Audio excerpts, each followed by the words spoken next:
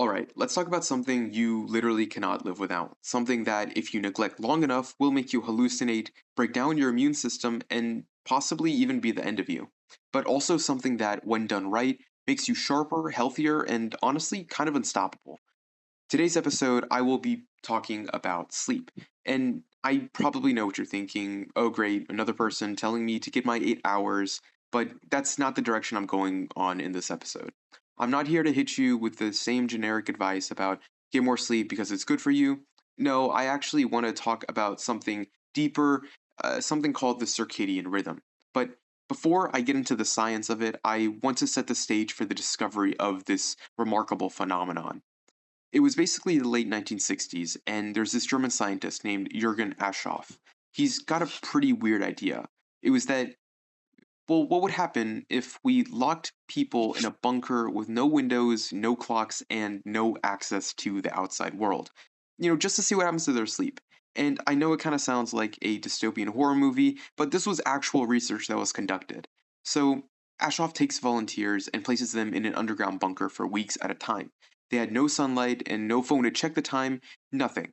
So, the only thing guiding their sleep wake cycles is whatever was happening inside of their brains. And here's the pretty insane part. Without any external cues, most people still settled at a roughly 24-hour sleep wake cycle. Sometimes a little longer, sometimes a little shorter, but for the most part, their bodies knew when it was time to sleep and when it was time to wake up.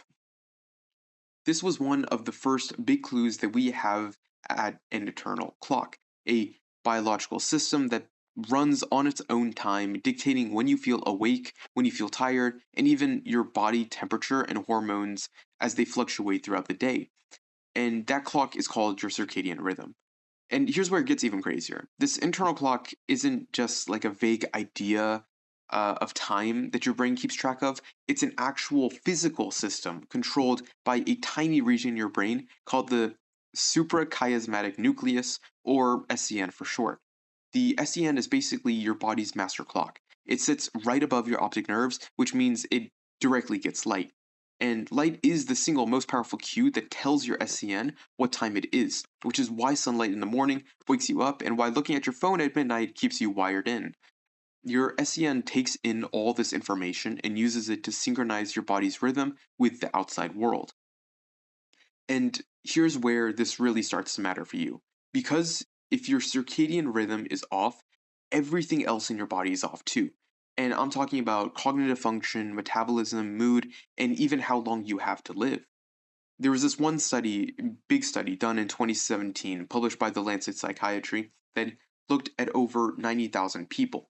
They found that those with disrupted circadian rhythms, meaning, they were active at night when they should have been sleeping, had a significantly higher risk of depression, bipolar disorder, and even loneliness. And basically, their entire social function was affected by how messed up their sleep schedule was. So, if and here's the thing: if you've ever felt completely off after pulling an all-nighter or just traveling across time zones, you already know that this is true. Your body hates it when your internal clock gets thrown out of sync, and yet most of us are caught, constantly sabotaging our circadian rhythms without even realizing it. But here's the question. If our bodies naturally know when to sleep and wake, why do so many of us struggle with sleep? Why are millions of people dealing with insomnia, feeling tired all the time, or waking up feeling like they just got hit by a truck? And the answer is that we're breaking the rules of our biology. And that's where we're going to next, because understanding how your circadian rhythm actually controls your body is the first step in hacking it to work in your favor. And once you start breaking those biological rules, your body doesn't just shrug it off, it fights back really hard. So, your circadian rhythm controls way more than just when you feel tired. It's directly tied to the release of hormones that regulate everything from your alertness to your metabolism. And here's where things get really interesting. Because your body's entire daily cycle is actually built around one thing: light. Now, let's kind of break this down real quick before I move on. Your SCN, the master clock we talked about earlier, gets its cues from the light entering your eyes. When the sun rises, your SCN detects that first hit of morning light and immediately starts a chain reaction. It shuts down the production of melatonin, which is the hormone that makes you feel sleepy at night, and it tells your adrenal glands to start pumping out cortisol, the hormone that wakes you up and gets you ready for the day. But here's the kicker: this whole process only works if your body gets that morning light exposure at the right time. If you wake up and immediately stay inside for the first few hours of your day, I'm personally guilty of it, but your SCN is left confused. It doesn't get the proper morning signal, which means your melatonin cycle gets delayed, your cortisol doesn't spike when it should, and you feel really groggy way longer than you should. This is why people who go outside in the morning, even just for 10 minutes, actually sleep way better at night. There's a study from Stanford actually that showed morning sunlight exposure helped regulate melatonin production and led to deeper, more restorative sleep. And it's not just about when you see light, it's also about when you don't, because here's where we get to the real problem. What happens when we trick our SCN into thinking it's daytime at the wrong time? This is where artificial light, especially blue light from screens, completely wrecks your circadian rhythm. Okay, see, before electricity, the only real source of light humans had at night was fire, and fire had almost no blue light in it. That's important because blue light is the most important signal for your SCN to suppress melatonin. So when the sun went down, our ancestors naturally started winding down. Their bodies knew it was nighttime, and then they subsequently went to sleep. But fast forward to today, and what do? We blast ourselves with high intensity blue light from our phones, TVs, and laptops right up until the second we go to bed, and then we wonder why we can't fall asleep at night. There's a study done from Harvard that showed exposure to blue light before bed suppresses melatonin for up to 3 hours. That means if you're scrolling on your phone at midnight, your body doesn't even start producing melatonin until 3 a.m. And if you have to wake up at 7 a.m., you better need some good luck with that. And the worst part about this is that it isn't just about making it harder to fall asleep. When your circadian rhythm is disrupted, everything gets thrown off. Your metabolism, your immune function, even your brain's ability to clean itself, as mentioned earlier. So let me kind of explain this in a way you might understand. Have you ever woken up after a terrible night of sleep and feel like your brain just doesn't work? Like you're staring at a sentence and it might as well be written in ancient Egyptian because you just do not understand what's happening. You feel so tired. Well, that's because of something called deep sleep, which is the time that your brain uses to clean itself. There's something called the glymphatic system, which is basically your brain's version of a garbage disposal. During deep sleep, cerebrospinal fluid floods through your brain, clearing out toxic waste proteins like beta amyloid, the same protein that builds up in Alzheimer's disease. And in fact, there's research showing that people who consistently get poor sleep are at much higher risk of neurodegenerative diseases later in life because their brains aren't cleaning out this waste properly. And it's not just memory, it's also learning. There's an experiment that absolutely blew my mind the first time I read about it. It was studying rats, and scientists found out that when the rats were running through a maze, certain neurons called place cells in their brains would fire in a specific sequence. It was basically a mental recording of the path that they took.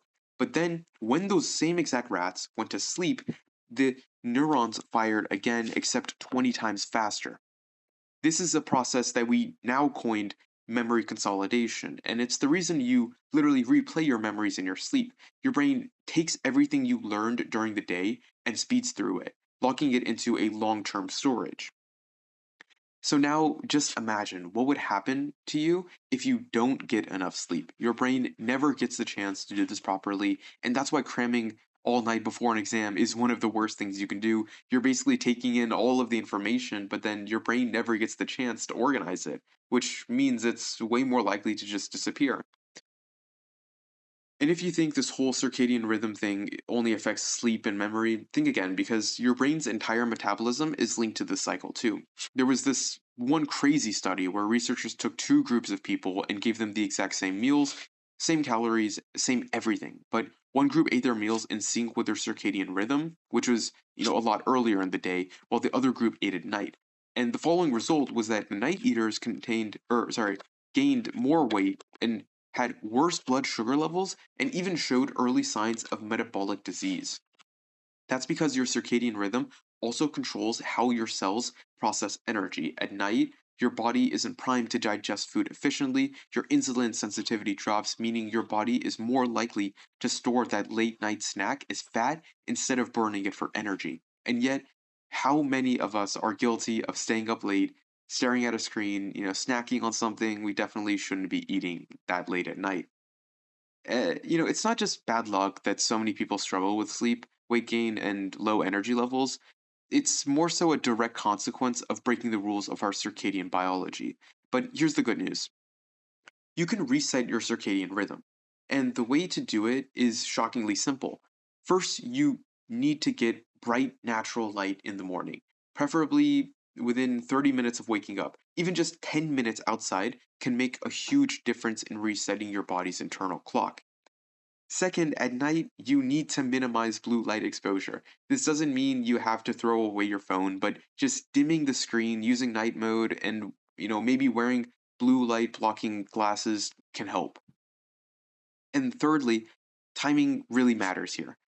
Eating earlier, sleeping earlier, and keeping a consistent schedule all reinforce the rhythm your body is designed to follow. Because when you actually work with your biology instead of fighting against it, that's when things really start clicking into place. And now that we know our circadian rhythm, or like how our circadian rhythm should work, what happens when we push it too far? What does it look like when things go really wrong? Um, it might be, feeling tired or gaining a few pounds, but there is something called chronic circadian disruption that can completely derail your health in ways most people don't even realize yet. And, we're not just talking about pulling an all nighter here and there. Like, this is what happens when your internal clock is constantly out of sync with what's happening in the natural world. So let's take a shift to shift workers, actually, for example. These are people who basically work night shifts, rotating schedules, or just live in a constant state of jet lag because their schedule for sleep is all over the place. Studies have shown that shift workers have a significantly higher risk of developing cardiovascular disease, type 2 diabetes, depression, and even certain kinds of cancer. And it makes sense because your body doesn't get that natural light dark cycle consistently. Everything gets thrown off. And there's this one study done on mice where researchers took two groups and fed them identical diets. But the only difference was that one group ate during their natural active hours, while the other was forced to eat at the wrong time, when their bodies were supposed to be resting. Even though both groups ate the same number of calories, the mice that ate at the wrong time became obese. Their metabolism just couldn't handle food at the wrong time of day. And here's the part that really gets me: humans do this to themselves all the time. Late night snacking, I know I've done it before. I'm not going to say I'm 100% clean, but eating meals at random hours, all these things are just working against our biology. Our bodies are designed to eat when the sun is up and rest when it's down. But the problem is, modern life doesn't really care about our circadian rhythms. But let's zoom in even more, okay? What actually happens inside your body when your circadian rhythm is off? Well, one of the biggest issues is how it affects your hormones. There's this one hormone called leptin, and basically tells your brain when you're full. And there's another one called ghrelin, which does the exact opposite. It makes you feel hungry. Normally, these hormones follow a rhythm. Your leptin levels rise at night to keep you from feeling hungry while you sleep, and your ghrelin spikes in the morning to get you ready for breakfast. But when your sleep schedule is messed up, leptin production drops and ghrelin levels increase, meaning you feel hungrier than you actually should. You ever notice how after a bad night of sleep, you just crave junk food all day?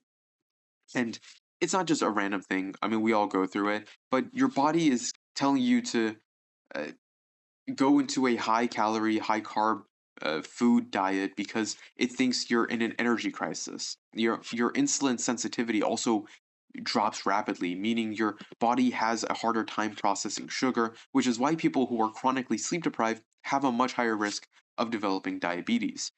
And it's not just your metabolism that suffers, but also your immune system is directly tied to your circadian rhythm too.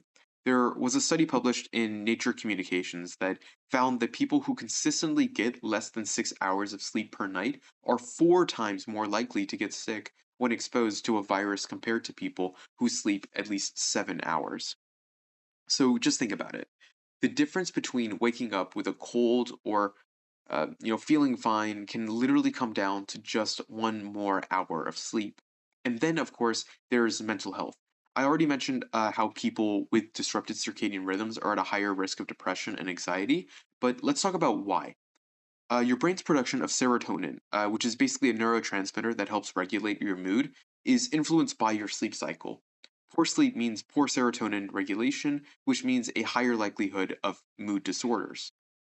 There's also something called sleep debt, and it's basically something that a lot of people don't realize nowadays. If you consistently get, say 5 or 6 hours of sleep instead of 7 or 8, your body starts accumulating sleep debt.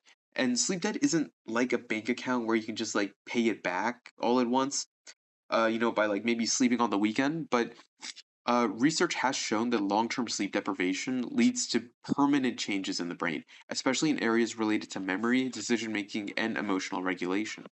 And that's why people who are chronically sleep deprived aren't just tired, they're more impulsive, more emotionally reactive, and more likely to make bad decisions. Uh, it's not just like a lack of willpower like it's posed as nowadays, but it's literally because their brain is operating at a disadvantage from less sleep. This is why professional athletes take sleep so seriously. There was a study done on basketball players where researchers had them sleep at least 10 hours per night for several weeks, and their performance absolutely skyrocketed. They had much faster reaction times, crazy good accuracy on their field goals, improved endurance, and it was literally like they leveled up in a video game. I mean, like if sleep can make that much of a difference for elite athletes, imagine what it's doing for everyone else. So now that we have what happens when your circadian rhythm is messed up, let's talk about another question. How do you exactly fix it? Because if you're like most people, you've already trained your body into a schedule that's not doing you any good favors. But the good news is you can reset it. And it doesn't take weeks or months. It can happen way faster than you think. Your body isn't stubborn as you think. It's actually wanting you to be in sync. It's just waiting for the right signals. And the biggest and most powerful way to reset your circadian rhythm is quite simple. It's just light. I know I've already hammered this point, but I'm being so serious. If you only take one thing from this entire episode, let it be this. Your circadian rhythm is light dependent. The moment you wake up, your body is looking for just one thing: bright, natural light. One study by the University of Colorado had researchers take a group of people camping. They had no artificial lights, no phones, no screens, just the natural rise and fall of the sun. Within 2 days, their circadian rhythms completely realigned. In just 2 days, just from letting their bodies experience sunlight in the morning and darkness at night, like nature intended it to. Now, I get it. You're probably not about to go live in a tent just to fix your sleep, but you don't have to. I mean, just stepping outside in the morning, even for 10 minutes, going on a little walk can have such a massive impact on how well you sleep later that night. Because when your SCN gets that morning light, it locks in your sleep wake cycle. It tells your body, okay, this is daytime, and starts that whole biological domino effect of cortisol in the morning, melatonin at night, and everything in between. But here's where most people mess up. They get bright light at the wrong time. If you're getting blasted with bright artificial light, especially blue light, late at night, your brain thinks the day isn't over yet. It delays melatonin release, shifts your brain circadian rhythm forward, and suddenly you're wired at midnight and you're unable to sleep and waking up groggy the next morning. Uh, you know, Also, one other thing that's really interesting is overhead LED lights, fluorescent bulbs, and even lights in your bathroom. If they're bright and cool toned, they're tricking your brain into thinking it's still daytime. This is why dimming your lights at night and using warmer amber colored light can make an absolute difference. It basically gives your body a clear sign that it's saying, hey, it's nighttime now, so it's time to wind down. And if you do have to use screens late at night, there are workarounds. I mean, I personally have blue light blocking glasses. It's just whenever I go to the doctor and then they ask me how or any modifications I want on my glasses, they give me the option of having a blue light filter, and I love taking it because it's so helpful. There's also screen dimmers, and there's a night mode on your phone too. All of these can help, and you know, even though they're not perfect, they can still help you in a way. But honestly, the best thing you can do is just cut screen time at least an hour before bed if you just absolutely can't. So now that light is just one part of the equation, I wanted to talk about another one, which is temperature. So, your body's core temperature follows a circadian rhythm too. It naturally drops at night to help you sleep, and if your environment is too warm at night, your body can't hit that lower temperature, which makes it harder to get into deep sleep. That's why the ideal bedroom temperature for sleep is actually pretty cold, around 65 degrees Fahrenheit and 18 degrees Celsius for all you international folks. And if you've ever, toss and turn in a hot room, you kind of already know this firsthand. Heat basically disrupts the entire deep sleep. Your body has to work harder to cool itself down, and that prevents you from getting into the most restorative stages of sleep. So, if you're struggling to sleep, here's what you can do. One, make your bedroom cool, dark, and quiet. Two, blackout curtains, a fan, or white noise machine. And if you really want to take it to the next level, three, probably take a cold shower an hour before bed. And the reason this works is because a cold shower helps lower your core body temperature by increasing blood flow to your extremities when uh which then releases heat. And it's a weird trick, but it actually works pretty well. And now the final piece of the puzzle is the timing. So this is where most people go wrong. And it's not just with sleep, but their entire daily routine. So your body runs on predictability. If you go to bed at completely random times, your circadian rhythm never stabilizes. Your body is constantly guessing when it should start producing melatonin, when it should release cortisol, and when it should be alert or tired. That's why the most important thing you can do for your sleep is wake up at the same time every day. And yeah, I know, that even means on weekends. Yeah, and you know, like waking up early on a Saturday sounds like some cruel punishment, but hear me out. When you let yourself sleep in late, you're essentially giving yourself jet lag. You wake up at 11 a.m. on Sunday, you're not tired until 2 a.m. that night, and now Monday morning is going to be brutal. That's called social jet lag, not just the one you get when you're switching time zones. It can actually be worse than crossing time zones because you're doing it every single week. Also, the effects go way beyond just feeling tired. There's research showing that people with irregular sleep schedules have higher rates of heart disease, metabolic disorders, and even a shorter lifespan compared to those who keep a consistent sleep wake cycle. So, the fix is pretty simple. Just pick a wake up time and stick to it. Even if you stay up late one night, force yourself to wake up at the same time the next morning. You might feel like absolute trash for just one day, but it rapidly resets your rhythm. And then once you've got the basics, morning light, no blue light at night, cool temperature, and a consistent schedule, you can fine tune even further. Because your circadian rhythm doesn't, just control sleep, it also controls everything like your metabolism, your mood, your ability to focus. And if you know how to work with it instead of against it, you can optimize so much more than just sleep. Now, here's where things start to get really interesting. Because if circadian rhythms are so important, what happens when we intentionally manipulate them? Can we actually hack our biology to perform better, recover faster, and even extend our lifespan? Well, what would that actually look like? I mean, if you wanted to create the perfect science backed daily routine to optimize your circadian biology, not to just sleep better, okay, but to actually function better in every possible way, what would you have to do? So let's build it out. From the moment you wake up to the moment you go to sleep, every single thing you do is either working with or against your circadian rhythm. And the more you align with it, the better your body functions, not just in terms of sleep, but in focus, energy, metabolism, mood, and even how well you age. First, morning light. This is the absolute foundation of everything. The moment you wake up, you need to get bright, natural light in your eyes. Your brain is expecting this. It's waiting for that first hit of light to signal that the day has begun. And the earlier you give your SCN that signal, the earlier your entire circadian cycle will start, meaning you will feel alert sooner, your cortisol will peak at the right time, and your melatonin will start rising earlier at night, helping you fall asleep naturally. And the best part is that you don't even need that much time outside for this to work. Just 10 to 15 minutes of morning sunlight exposure can have a massive impact on your sleep wake cycle. And if it's cloudy, it doesn't really matter. The sun is still pushing out thousands of more light than your indoor bulbs ever could. Even sitting by a window isn't the same. Glass filters out, too much of the light intensity, but the key is direct outdoor exposure.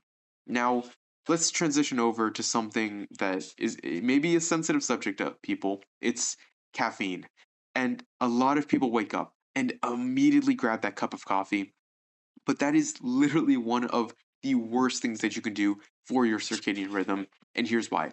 When you wake up, your body naturally produces cortisol, the hormone that makes you feel awake and alert, as we mentioned earlier. But if you drink caffeine too early, it interferes with this process. You get a temporary jolt of energy, sure, but you're also dampening your body's ability to naturally wake itself up. Long term, this makes you more dependent on caffeine because you're training your body to rely on it instead of its own natural energy rhythms. So, what's the move here?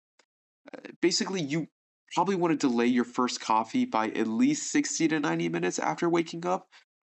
Let your body's natural cortisol peak first, and then use caffeine as a secondary boost when your energy starts to dip. Not only does this make caffeine way more effective, but it also prevents the afternoon crash that so many people struggle with. And next movement, your body expects movement early in the day. It's part of how it sets its internal clock. Exercising in the morning, even if it's just a short walk, reinforces your circadian rhythm. It increases your cortisol in a good way and also helps you feel more energized throughout the day. But uh, here's where it gets pretty cool. The type of exercise you do matters as well. It's all about the timing. If your goal is fat loss or metabolic health, morning workouts, especially in a fasted state, are insanely effective. Your body is primed to burn fat in the morning because insulin levels are naturally lower. If you know Chris Pratt, he basically did this kind of strategy in preparation for his role in Guardians of the Galaxy.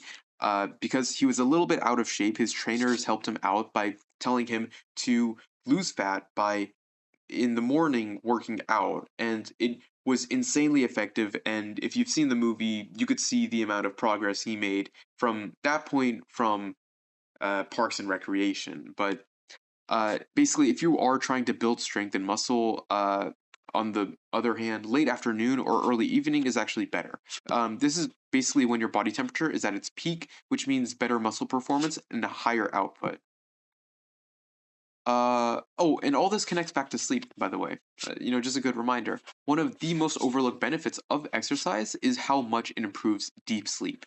Studies show that people who exercise regularly, especially strength training, spend more time in slow wave sleep, which is more restorative.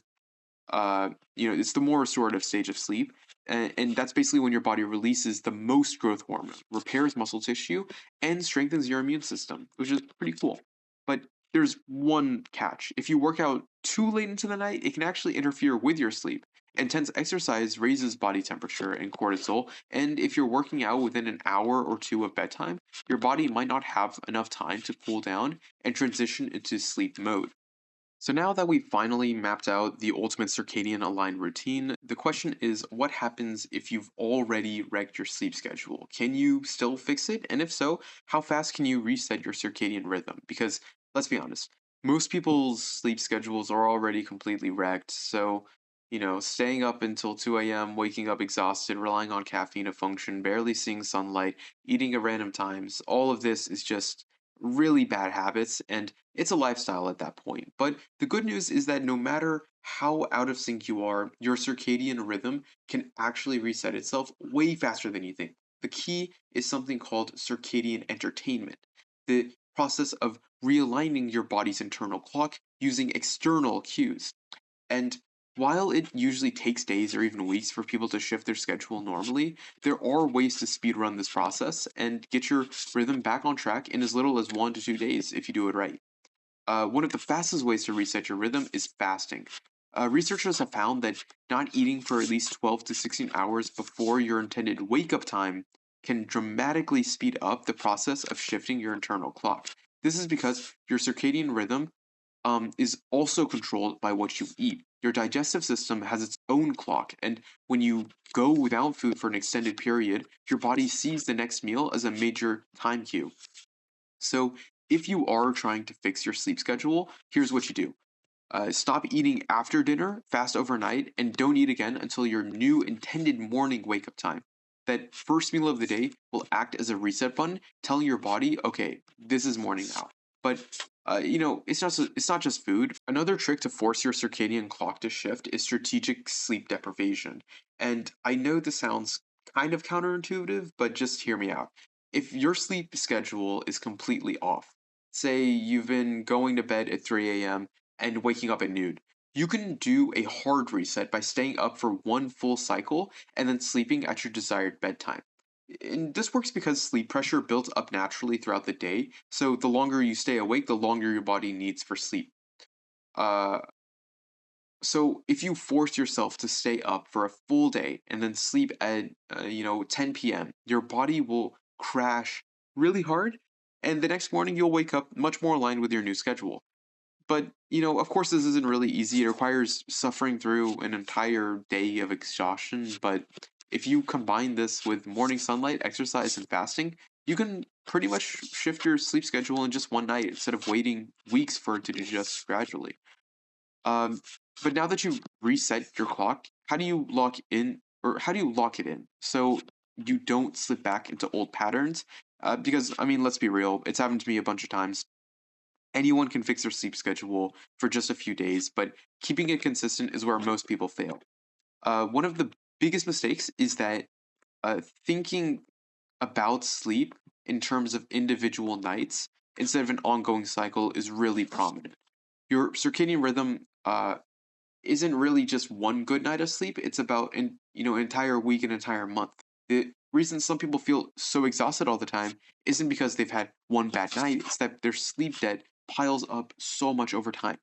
Um, and I didn't like to compare it to a bank account, but I'm pretty sure it's kind of like a bank account.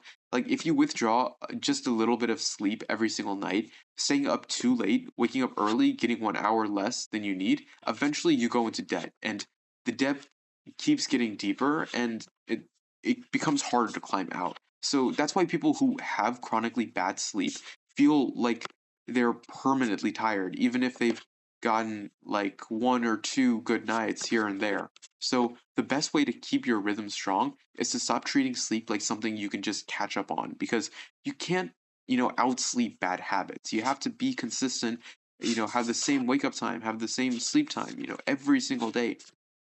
And here's something rare. People don't really think about it. I mean, your circadian rhythm doesn't just affect you while you're sleeping, it's controlling your energy levels throughout the entire day. Ever wonder why you get that late afternoon crash? Like you're just cruising along with your morning, everything feels fine, and then suddenly at like 2 or 3 p.m., you hit a wall and you might, want to take a nap or something like that. It's not just like a random thing that happens. It's like a natural dip in your circadian rhythm. Your body basically expects this drop, and it's kind of built in your biology. But what makes it worse is bad sleep, caffeine crashes, and eating at the wrong times. One of the best ways to combat this without relying on caffeine is a 10 to 20-minute nap done at the exact time. So funny thing, actually, I remember a NASA study that was with pilots, and they found out that a 26-minute nap increased alertness by 54% and performance by 34%. Uh, but the key to this, for it to actually work, is the timing. Because if you nap for way too long or too late in the day, you interfere with your nighttime sleep. So the sweet spot is between 1 and 3 p.m., and no longer than 20 minutes. So anything beyond that, I mean, you're at risk of waking up groggy, and that's pretty much the exact opposite of what you want. And I've been guilty of this in the past, but I mean, who hasn't been? And then on the topic of speaking of caffeine, as we mentioned earlier, but expanding on it, people completely misuse it. Most people rely on caffeine like first thing in the morning, as we mentioned, but caffeine has a half life of about 5 to 6 hours, which means if you drink a coffee at, I don't know, 4 p.m., half of that coffee is still in your system by 10 p.m., and a quarter of it is still there at 2 a.m. So, even if you don't feel wired, that lingering caffeine is blocking your ability to get into deep sleep. So, my personal rule is I don't have caffeine afternoon. I mean, I don't even have caffeine at all usually, unless, I'm just feeling inclined to, but I try not to do it afternoon because it's just better. But I mean, if you absolutely need a boost in the afternoon, a short nap, a cold shower, or getting outside for even 5 minutes of sunlight will do way more for your energy levels than another cup of coffee. But we've gotten so deep into this, so let's take, just a quick zoom out. If you followed everything up to this point, you now understand how circadian rhythms control everything, from your sleep to your metabolism to your cognitive function, and you know how to reset your clock, how to lock it in, and even how to use strategic naps, food timing, and caffeine management to optimize your energy. And if you pull all of this together, you're not just improving your sleep, you're rewiring your body to function at its highest level. And despite how important this is, almost nobody takes it seriously.